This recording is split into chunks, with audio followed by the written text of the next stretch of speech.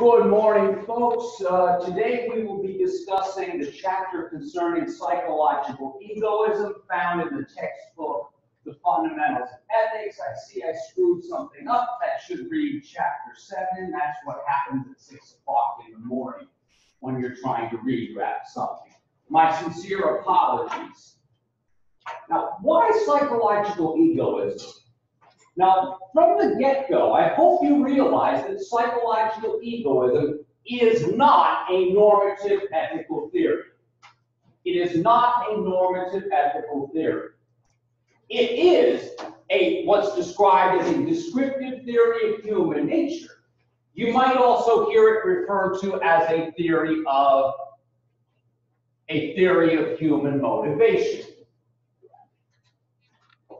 Now, I want to discuss the initials before I answer that question. I'd like to discuss how the author leads off the chapter. He leads off with a classic argument in favor of psychological egoism. That scenario shows up famously in Plato's book titled Republic. The story is called The Ring of Gyges. Let me give you a little bit of context. The conversation is they are discussing the nature of justice. What is justice? Now, one of the things that's put forth there is someone says that justice is fairness. In other words, giving everybody what they are due, giving them what they owe them.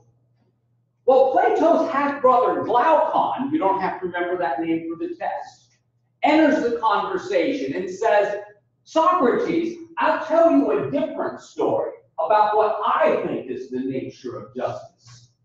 He goes, from where I'm standing, I believe that nobody wants to be just in that sense by nature. As a matter of fact, what most of us would like to do is be unjust from that standpoint. The problem is, we are unable to do what we actually want to do. It is because, and this is modern language for it, because as members of a civilization, a social contract, we don't have the power to do whatever we want to better ourselves. Because you'll be found out and punished. Now, Glaucon says, you all know the story about the ancestor of the Lydian shepherd Gyges. Cut to the chase. I won't give you all the details. But this is a regular shepherd, a regular decent guy who does his duty to family, king, and crown. He finds a magic ring that gives him what power? Invisibility. Now, this is a piece in plenty of literary pieces. But he finds a ring that enables him to be invisible. Now he thinks to himself, with this ring, I can pretty much get away with whatever I want and empower myself by any means necessary. So he gets a new job as messenger to the king. So he has complete access to the palace. And he can go wherever he wants unbeknownst to anyone else, because he can just use his ring to sneak wherever he wants to. He concocts a plan to seduce the queen, which he succeeds at, and they end up murdering the king, pulling off the big one, regicide. Now, Glaucon asks, which one of you who's listening to me would really behave that much differently if you got a hold of the ring? And by the way, the punchline is, even if you're a person who would say, I wouldn't use the ring. I wouldn't use the ring because I would feel guilty for using it. Glaucon would say, you've still proven my point. Because the thing is, you believe it doesn't interest you to do it because you couldn't live with a guilty conscience. By the way, folks, I wouldn't use the ring for such aims. I would use the ring for good, or at least what I believe to be good. And I'm willing to go on record saying this. I would use it to play Robin Hood. In other words, I would use it to mete out what I believe to be good economic justice. Fairness to the working class, that kind of stuff. Glaucon would say, You've just proven my point again. Because in your doing so, you are shaping the world in your definition of justice. And take a guess what you would be doing after you succeeded. You would be patting yourself on the back saying, what a good boy I am. See, no matter what you do, even your kindest motivations are really ultimately motivated by what? Self-interest. Psychological egoism contends that every single thing we do, whether we are consciously aware of it or not, is ultimately done out of what we believe to be in our own self-interest. Now, that question I said. What does psychological egoism claim? Well, I just said it. What are the consequences if this happens to be true concerning altruism and many of our common assumptions regarding morality? Well, by definition, folks, if psychological egoism does happen to be the case, then altruism would be, by definition, impossible. Altruism refers to this idea that at least sometimes we can act out of a genuine concern for the interest and welfare of other people. Now, what psychological egoism in effect says is everything that actually might look like altruism, or anything that we may have in the past explained altruistically, we were wrong about it. Why? Because even the kindest and decentest things that you do ultimately are done out of self-interest in some way or another. Now, folks, part of the beauty of psychological egoism that the author does not mention, part of the beauty of it is it's this.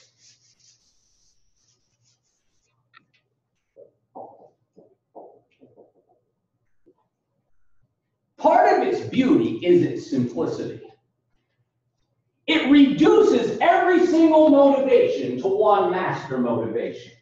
I happen to think that's a very simple way of accounting for human nature. And folks, there is a principle in the history of thinking. Some of you may have heard of this before. I'll put it on the board. It is called the principle of parsimony. It more famously goes by the moniker Occam's razor. That's not in our textbook. Now, what the principle of parsimony or Occam's razor argues is something like this. When there are several competing explanations to try to account for something, the one that is typically the best one is the simplest one. And what they mean by simplest one is the one that doesn't make too many unnecessary or unfounded assumptions. Now, admittedly, on the surface, no, I've kind of already biased the argument here by saying that. On the surface, psychological egoism would seem to pass this test because it reduces our motivation to something very simple and basic that we can easily understand. And I'm going to go outside of the textbook a little bit for a moment. Have you ever seen some of those TV shows trying to imitate psychology and sociology experiments? The ones where a hidden camera is there, and you're like in a grocery store line, and of course it's all ruse. The person's playing a cashier and so forth. Now, the person playing the cashier intentionally gives $10 too much back in change. Take a guess what happens in more cases than not when this happens. Yeah. The person doesn't make it right. In other words, they pocket the $10 and internally they think, well, the dumbass deserves to lose the money if they can't even do basic math. In other words, they will rationalize why they did the thing that most of us would call violent. Yeah, we call it immoral. We would call it a form of dishonesty by omission. But yeah, many people will observe that 9 out of 10 times, if people don't think they're being watched, a whole whole lot of people who tend to behave badly. But when they think they're being watched, they will do the kind and decent thing. I'm really just giving you one more example that is parallel to the ring of Gyges. I've just given another example. I haven't really gone any far beyond that. For some people, psychological egoism also seems to be consistent with our observations about human nature. Now, this isn't to say that human beings are bad or evil by nature. All it's saying is that when push comes to shove, people will look out for number one. When push comes to shove, people will generally do what they believe consists in looking out for number one. Now, why is this a problem? Problem because many of the normative theories that we will look at, and also that most people take seriously, do at least assume that altruism is at least sometimes possible. In other words, most of us take for granted, as among our common assumptions, that there is a such thing as altruism. Now, the author also notes that if psychological egoism is correct, we might have a little more trouble thinking of moral praise and blame in the way that we conventionally do. Because, in fact, if the person does do the nice thing, they're really just doing it for what reason anyway? Yeah, for the self. I'll give you a quick answer. One of the reasons why I realize I tend to be nice to people is because I know that what we sometimes call reciprocal altruism pays. In other words, if you're nice to people, they are more likely to be nice to you back. AKA, I've gotten something out of the deal. I think that honesty is generally the best policy, but the egoist would say there's a reason, rationally speaking, why a whole lot of people think honesty, or at least the perception of honesty, is the best policy. Because people who are trusted tend to be able to get away with more stuff. Because people will give you the benefit of the doubt. In other words, the egoist will always have a what? Will always have an answer for why what looks like altruism can be explained in terms of egoism. Now, to continue, I forgot to mention this. The author does also ask us to keep this in mind, and this is subtle. This is important. Now, because psychological egoism turns on its head some of the assumptions that we have traditionally taken for granted, it is not our common sense ideas that have the stronger burden of proof. It is psychological egoism that would have the burden of proof. Because if we change our mind and say that psychological egoism is correct, we would be literally overturning all of our other assumptions. And before you do something like that, that thing that forces you to do it had better live up to a very high standard of evidence or a high standard of proof. Does that make pretty good sense? It is the more radical or extreme position that will traditionally be given the burden of proof, philosophically speaking, and in argumentation in general. The stronger or more severe the claim you make, the stronger the burden of proof. So in other words, the author is contending psychological egoism had better have some pretty darn good arguments if we are going to change our mind about the impossibility of altruism. Now, here's the point at which the author brings up another case study. Ross McGinnis. He tells us to consider the case of soldier Ross McGinnis. He and his team are in a war zone and in a Humvee It's one of the more dangerous war zones. Now, a grenade is lobbed into their Humvee. He really doesn't have much time to think, but merely to react. Ross McGinnis puts his back against the dashboard, wedging his body, in front of the grenade. He is blown up and killed instantly, saving the lives of his battle buddies. Ross McGinnis is sort of the author of the text, Exhibit A for what?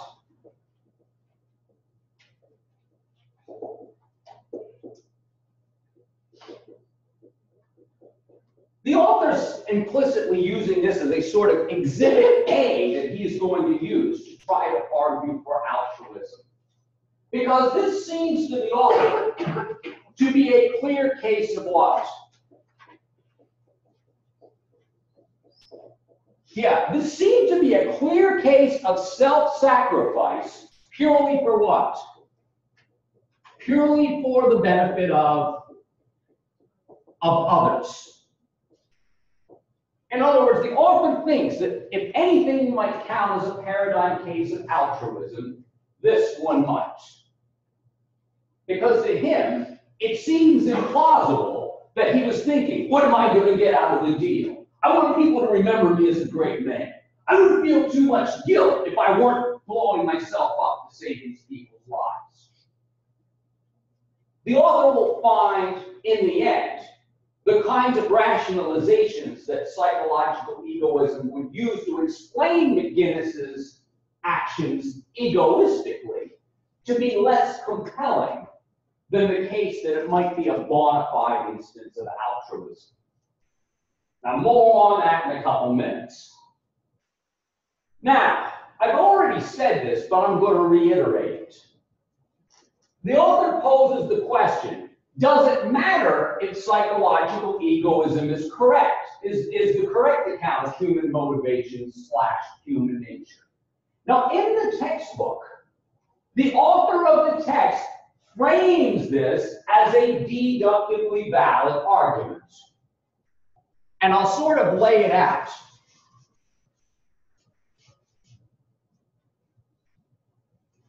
If psychological egoism is the case, then there is no such thing as an altruistic action. And if there is no such thing as an altruistic action, then everything that we take for granted about the possibility of morality would be incorrect. Psychological egoism is the case. Take a guess what conclusion we can draw from that. Therefore, everything that we take for granted about morality would have to be incorrect. I'll show you how it works. The first two premises get us a hypothetical syllogism. If psychological egoism is true, then everything we take for granted about morality would be wrong.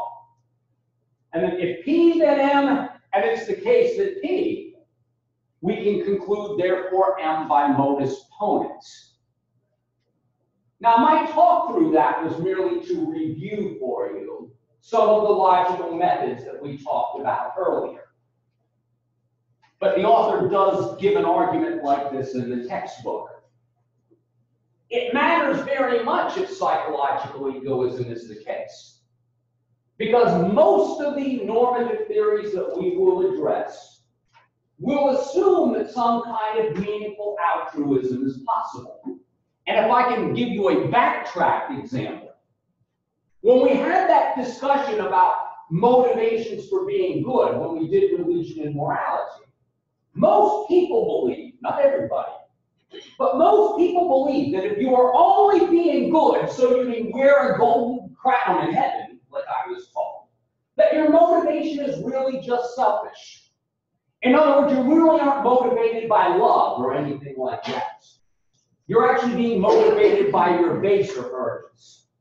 Just like the child who says, well, I'm not going to steal this candy because my dad will smack my ass for it, right? That was the days of corporal punishment. In other words, I was afraid of getting whacked. Not in the Godfather sense. Sorry, trying to be a little funny at 9 o'clock in the morning. But yeah, I was afraid of getting hit. I behaved well, but most people don't think I deserve a moral gold star because I was really just doing it to avoid punishment. My heart wasn't in it, I guess, to use that commonplace moralizing phrase. I wasn't doing it because I thought it was the right thing to do. I was doing it because of what I was getting out of the bargain. This really just highlights another reason why many people take seriously why psychological egoism being true would matter. Because it would call into question if moral motives, as conventionally understood, are even possible. Next. Now, the author talks about some of the arguments that may be used by the psychological egoist to make his case. Now, I'm not going to go through them deductively, even though the author goes through them deductively. I will talk through them. The first one is what the author calls the argument from strongest desires. It goes something like this. If we are acting from out of our strongest desires, then we are acting out of what we believe to be in our self-interest. We always act out of our strongest desires. Therefore, we must always be acting in ways that we believe are in our interest. Now, that's a simple, deductively valid argument called modus ponens. It's as simple as it gets. Now, the author of our text does say this is a valid argument, but he believes that the argument is unsound. Does anyone know why? There's actually two quick and easy reasons. He thinks it is a false assumption that we always act out of our strongest desires. And this is me, not the author. But the fact is, when I'm trying to figure out what to do in a difficult query, there's a whole lot of different possibilities bouncing around in my head. In other words, I think about it, I ruminate over it. And by the way, the author also thinks that sometimes we not only don't act out of our strongest desire, but sometimes we suppress our desires in order to do something else. So he thinks that claim that we always act out of our strongest desires is spurious. But number two, he also suggests that even if we did always act out of our strongest desires, it wouldn't prove that our strongest desires were egoistic anyway. The author, or me, might give the example of a loving parent. Loving parents seem to oftentimes sacrifice what they think to be their own, current time well-being in order to do good by their children. Now, I wouldn't call when I do that pure altruism. I also wouldn't call it pure egoism either. Now, the reason why I wouldn't call it pure altruism is because, in some sense, my own self-interest, in my opinion, is tied up with whose? It's tied up with my children's interests, with my family's interests. Now, I'll get at that problem. I'll get at that problem in a minute.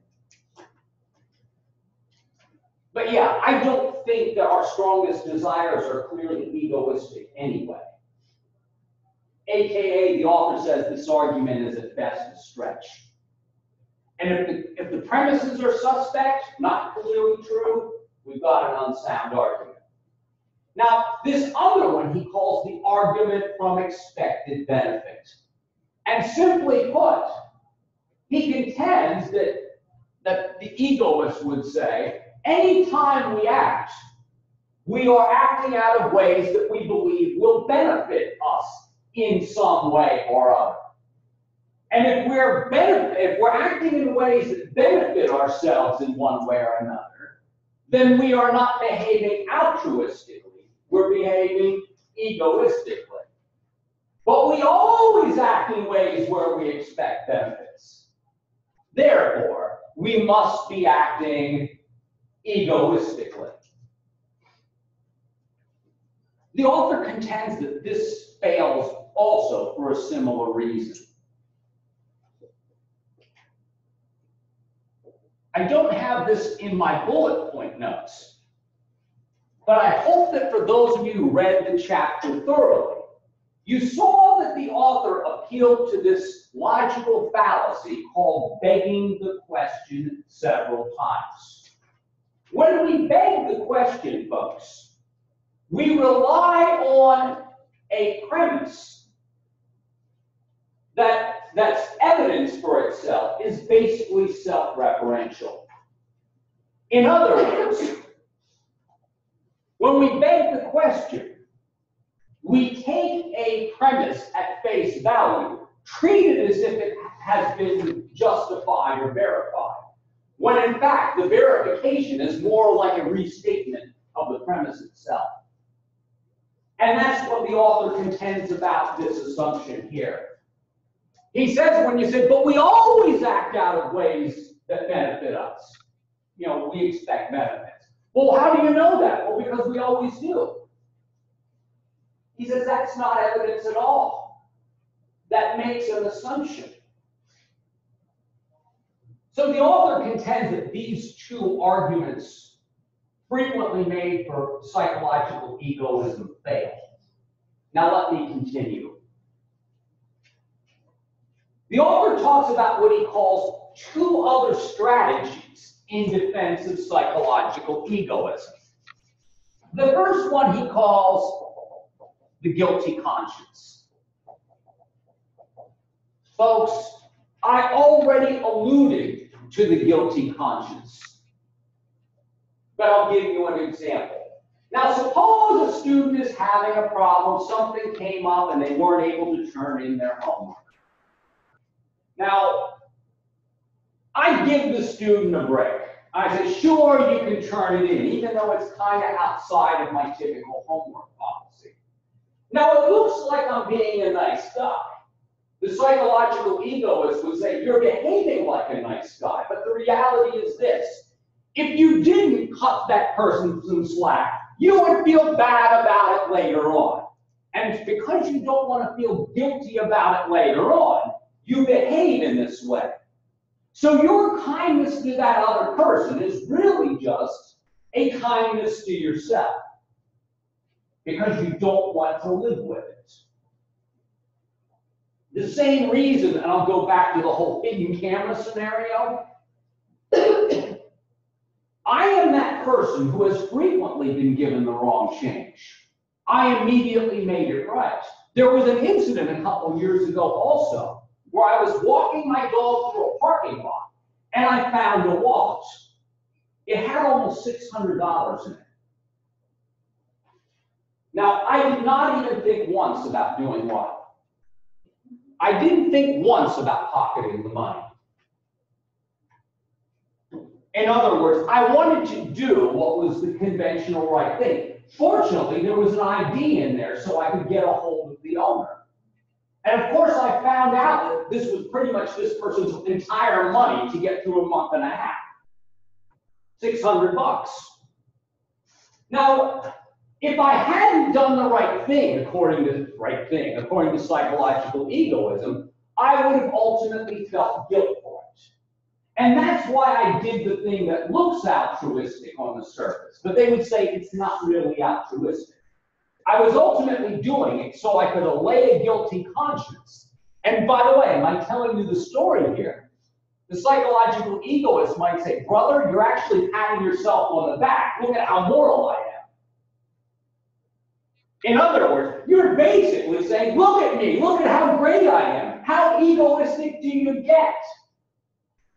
The egoist will always have a what?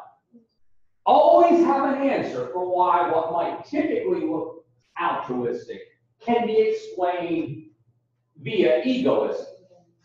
Yeah, the guilty conscience. Now the other one, the author called the expanding the realm of self-interest defense.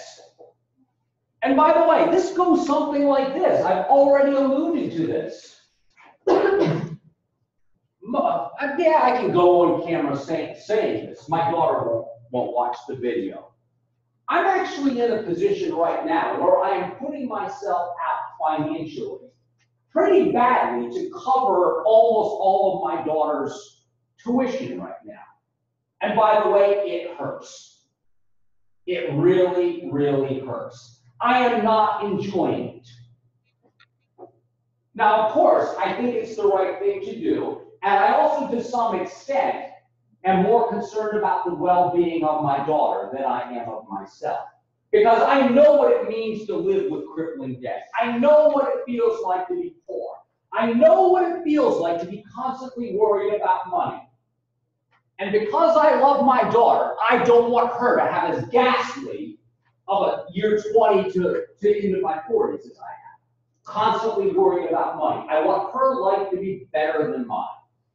I sound like a pity party here. We've all got our own pity parties, I realize. But yeah, the psychological egoist would say, brother, you would feel guilty if you didn't put up that money for your daughter. And besides, remember, for most regular people, their children are in some sense what? They are in some sense an extension of you.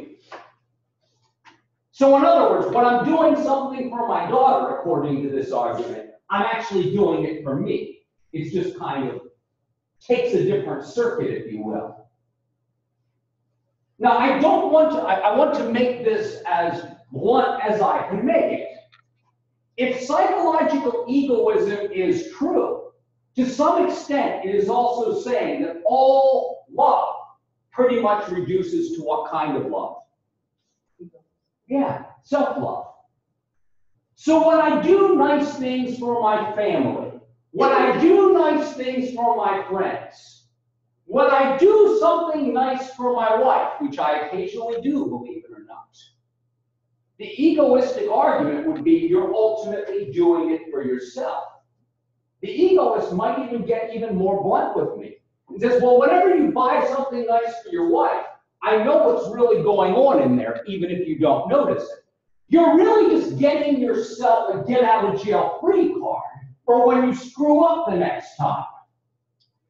In other words, even the smallest acts of kindness can be explained egoistically.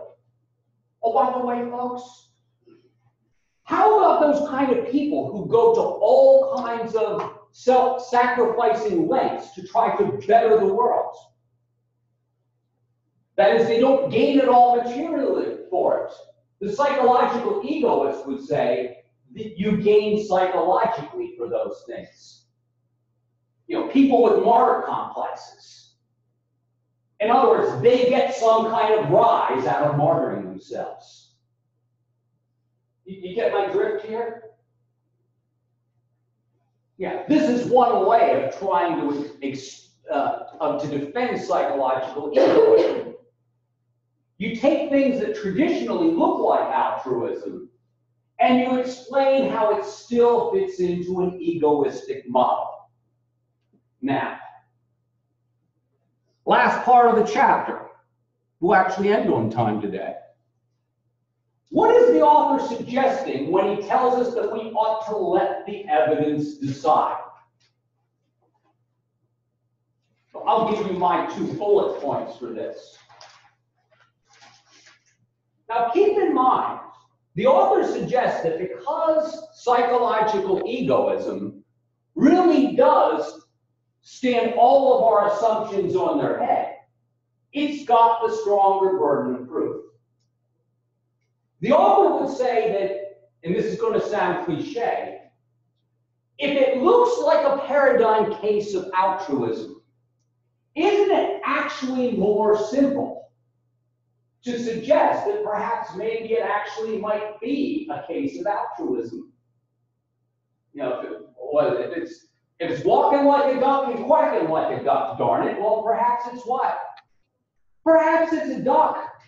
The author of our text actually thinks it's the psychological egoist whose arguments are the stretch, because they have to go to these radical lengths to try to defend their reductionist position. Now, the author also talks about empathy studies. I'm not going to go over all of this. It's in like that last section of the textbook. The author contends that what appears to be empathy actually does seem to be the real deal. That is genuine. Now, I'm going to add me in here rather than the author. In our last lecture, I mentioned the Enlightenment era philosopher David Hume. Hume is not mentioned in this chapter, but I'm going to mention him as an example. David Hume believed that human nature was actually emotionally quite complex. Many people who read Hume think that he would be a psychological egoist. Guess what? He wasn't. He does believe that human beings are ultimately driven by their what? By their sentiments, by their emotions. But he believed that we were emotionally complex, complicated beings. He actually believed that all love was not self-love. In other words, when I do things that are nice for my son and my daughter, perhaps it is the case that I legitimately care about them. That my care of them is not reducible to self-interest.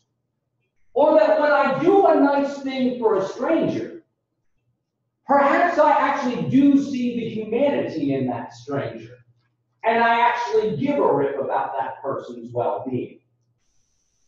And that caring about other people isn't necessarily reducible to self-interest. Now, the author of the text doesn't talk about this, but I mention this in my longer notes.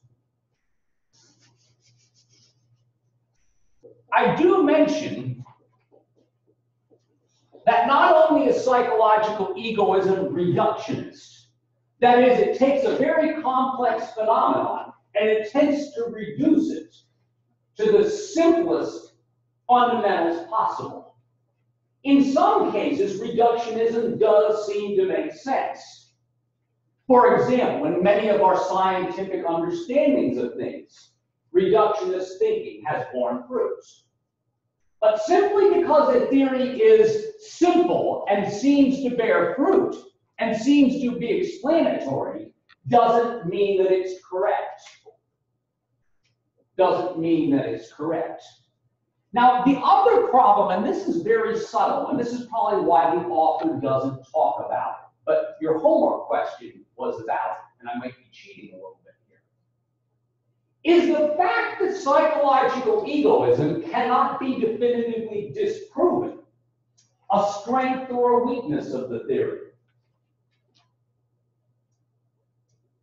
Now, scientifically speaking, if we are going to hold a social scientific theory, we ought to go where the evidence bears out. Now, keep in mind, a good scientific hypothesis is one that we can what? That we can legitimately test. And by the way, a legitimately testable hypothesis is one that would have conditions under what? Under which, if we got certain results, we would say what? Our hypothesis has been shown to be false. The problem is there are no conditions under which the psychological egoist would be led to change his mind. It is an unfalsifiable point of view. And that is why it is arguably not a genuine social scientific hypothesis, even though admittedly it still resonates with many of us, even me. And it's for the reason I gave earlier, that when people don't believe that they're being watched, they oftentimes do behave in ghastly ways. And the fact is, you can explain a lot of the ways that I behave seemingly altruistically through a lens of psychological egoism. This is why this theory has not died, because it does in some way seem plausible. Now guess what? Enough normative ethicists have thought that it was plausible enough to write about it, either critically about it, or in some cases, to build the possibility that psychological egoism might be true into their ethical theory. Psychological egoism will kind of be in the background when we do utilitarianism, Kantian ethics, as well as social contract ethics. It will be somewhere in the background. This stuff will not go away. Take care.